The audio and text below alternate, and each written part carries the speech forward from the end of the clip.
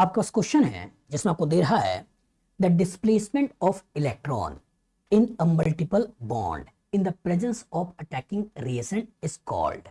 A option आपको दे रहा है इंडक्टिव इफेक्ट, बी ऑप्शन आपको दे रहा है इलेक्ट्रोमेरिक इफेक्ट, सी ऑप्शन दे रहा है रेजोनेंस और डी ऑप्शन दे रहा है हाइपर कंजुगेशन। चलिए आराम से समझिए, कॉन्सेप्ट बनाइए। The displacement of electron, displacement of electron in multiple bond in presence of attacking species. सोचिए, रिएजेंट के आने से अगर पोलैरिटी क्रिएट होती है, रिएजेंट के आने से अगर पोलैरिटी क्रिएट होती है और रिएजेंट ना हो तो पोलैरिटी ना हो, इस इफेक्ट को क्या बोलते हैं? इस इफेक्ट को बोलते हैं इलेक्ट्रोमेरिक इफेक्ट। तो जो हमारा आंसर निकल के आया वो आंसर क्या निकल गया? बी। समझिए, जैसे मान लो अल्कीन है, अल्कीन है, आपने यहां पर एक कंटेनर में लिया है, इसके अंदर कोई पोलैरिटी नहीं है। दूसरे कंटेनर में आपने लिया क्या है? ब्रोमीन लिया है, इसके अंदर भी कोई पोलैरिटी नहीं है। तो अल्कीन के अंदर कोई पोलैरिटी नहीं है, ब्रोमीन के अंदर कोई पोलैरिटी नहीं है। लेकिन जब आपने इस ब्रोमीन को इस अल्कीन के अंदर डाला तो क्या होगा? इसके लोन पेयर का इसके पाई बॉन्ड के साथ क्या होगा? इलेक्ट्रॉनिक रिपल्सन, और इसी इलेक्ट्रॉनिक रिपल्सन से इस पाई के अलोंग ब्रेकिंग हो जाएगी। और जब पाई के अलोंग ब्रेकिंग हो जाएगी तो इसके कॉरस्पॉन्डिंग क्या बना लेगा? ये बना लेगा CH2+ और ये बना लेगा CH2-, जिसकी वजह से यहाँ का Br+ यहाँ जुड़ जाएगा और यहाँ का Br- यहाँ जुड़ जाएगा। तो रिएजेंट के आने से अगर बॉन्ड में पोलैरिटी क्रिएट होती है, इस टेम्पोररी इफेक्ट को जो नाम देते हैं वो नाम क्या देते हैं?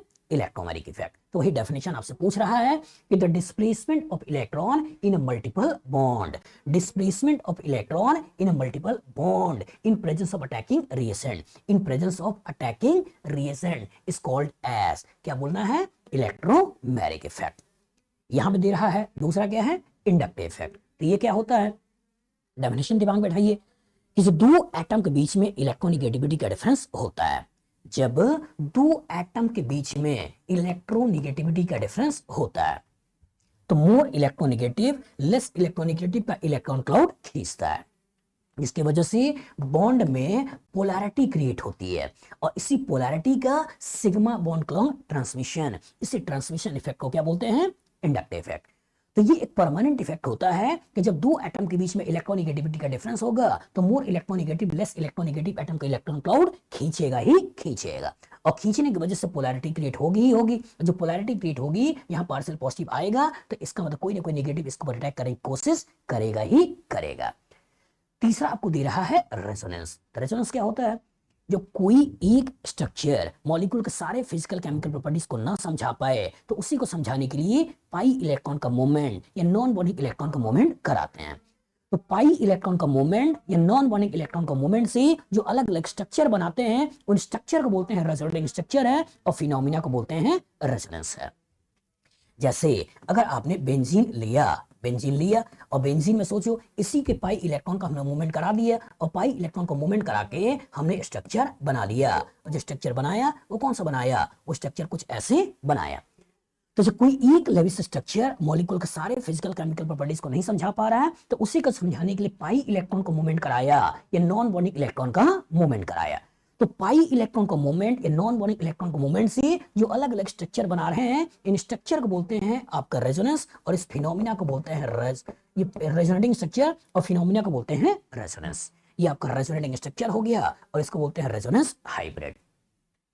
चौथा आपके पास एक डेफिनेशन और आपसे पूछा है हाइपर कंजुगेशन। ये क्या होते हैं?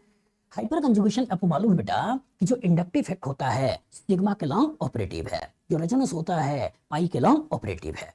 लेकिन कुछ इफेक्ट ऐसे भी हैं या कुछ मॉलिक्यूल की प्रॉपर्टी ऐसी भी है जो इंडक्टिव इफेक्ट और रेजोनेंस समझा नहीं पाता है। जैसे हम बात करते हैं कार्बोकैटायन की, फ्री रेडिकल की, कार्बन कार्बन डबल बॉन्ड की, कार्बन कार्बन ट्रिपल बॉन्ड की।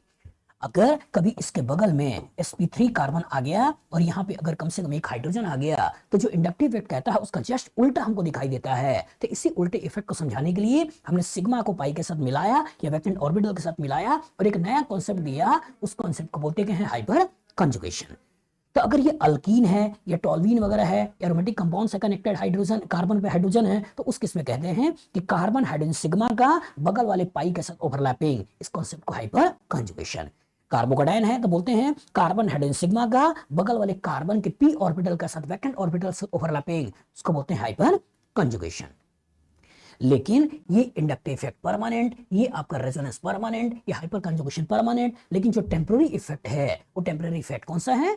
Electromagnetic effect. बताओ फ्यूचर में अगर डेफिनेशन से रिलेटेड क्वेश्चन आएगा लगा लोगे? गुड।